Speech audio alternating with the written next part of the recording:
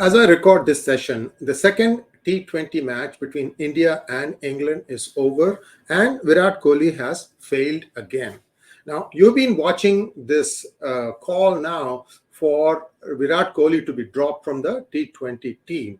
And this is now becoming a little bit louder, with Kapil Dev also asking for it, and then Virat Kohli's coach saying that no, he should not be dropped. I think the team needs to really have a good, long, deep, hard look at who they want to play in the World T20 Championship and then make a call. In fact, if you have to go by records, I think I would drop Virat Kohli, not because of the fact that he's not getting runs, but because of the way he's batting. He's very short on confidence from what I see on the screen, and he's not able to get the bat on the ball. In T20, you really need to get the bat on the ball. Only then you can direct it to all parts of the field. So this is just my take. But is this something that does India have a very consistent team selection policy?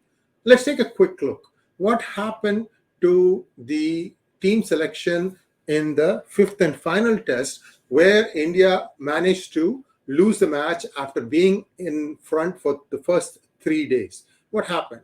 Another batting collapse, and then unable to bowl the other side out in the fourth innings after setting a fairly hefty target of 378 runs. In fact, they failed miserably in that.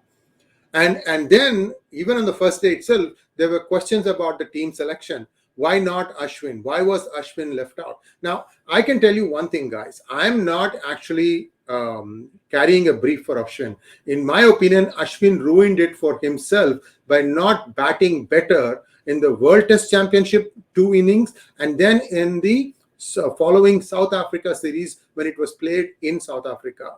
He knew that Ravindra Jadeja was a much better batsman, even though Jadeja might not have been as good a bowler. But when it comes to apples comparison, India, he needed to set the bar so high that it could not be ignored. If you look at the way he got out in all these innings, it was like he was in a hurry to go. He was playing too many shots. Remember, in a test match, you have to put a price on your wicket. Think about the World Test Championship second innings. He fell in the same over the other batsman fell. I think it was either Shardul Thakur or Jadeja, I don't remember who. And if he had just played another hour, we know that he can get runs. If he had just hung in there for another hour, then it would have been that much harder for New Zealand to chase down the target. And if it had rained, then it would have been a draw, and India would have been a joint holder of the World Cup for Test Championship.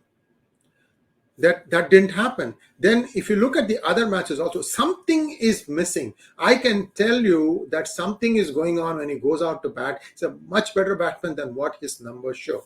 So that is one reason perhaps why Dravid and his selector, the team of selectors, felt that, maybe Jadeja is a better choice. Now just take a look at how Jadeja has performed in the 5 test series that just concluded against England.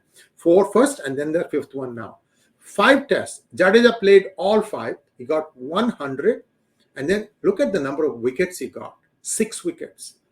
For playing all the 5 tests, all he has managed to do is just get 6 wickets. So what was he playing there for? As a batsman or a bowler? Or as a fielder? See, this is where the problem comes. Somebody has an easy entry into the team. Somebody else has to work hard yards to get noticed. In fact, in 2017, I had put out this cartoon, a yardstick. The length of the yardstick is 1 yard, and it appears to be short for some and extra long for the others. This is in 2017. And this was in ODI team selection that Ashwin was finding it difficult to get in. See, this is something that nobody can explain, how the team, the playing 11 gets selected. People should be convinced that it was fair. And I don't see how that is happening. And now don't bother commenting that I don't know anything about cricket. I have done this thing based on numbers. Okay. If you want to argue with me, show on numbers what he did wrong. In fact, I'm not carrying a brief for anybody. I told you that if Ashwin had scored 100 in all those 4 innings, one of those 4 test matches, he would have been irreplaceable. But he doesn't do that. Also, he doesn't do that well abroad. So even his bowling credentials come under the microscope. All I'm trying to say is, unfortunately, there are some spots that are easy for the taking. The others are much, much harder. And it is again in the mindset of the selectors. They should be looking at the 5 best bowlers to bowl in a test match, not spinners or wicket. The moment you start getting pitch into the equation, you've lost the game. That means you're not confident that you can get the other team out twice. So this is the problem that ails Indian cricket team. In fact, you saw why India lost this test match.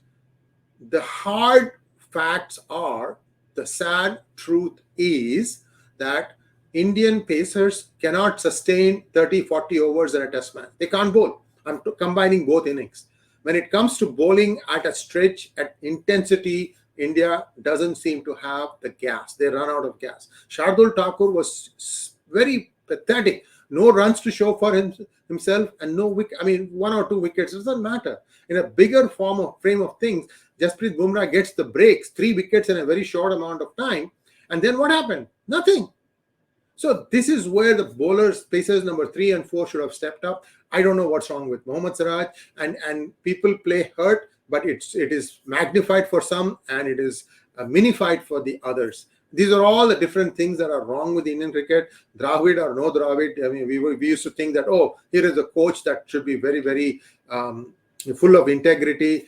I don't know who does the team selection, because this one again beats me.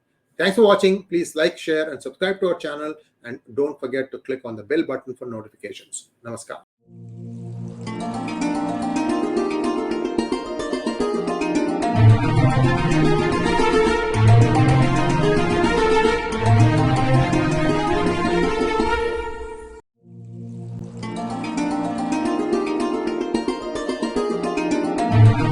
Thank you.